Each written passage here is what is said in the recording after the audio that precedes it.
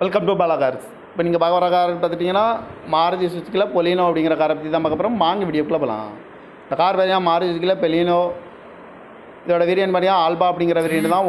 Model பார்த்தீங்கன்னா 2019 model, 2 owner வரும். இது ஒரு பெட்ரோல் வண்டி தான். கிலோமீட்டர் பார்த்தீங்கன்னா 1,00,000 கிலோமீட்டர் ரன்னிங் ஆகிருக்கு. கம்பெனி சர்வீஸ் ரெக்கார்டோட வண்டி வரும்ன்ருக்காங்க.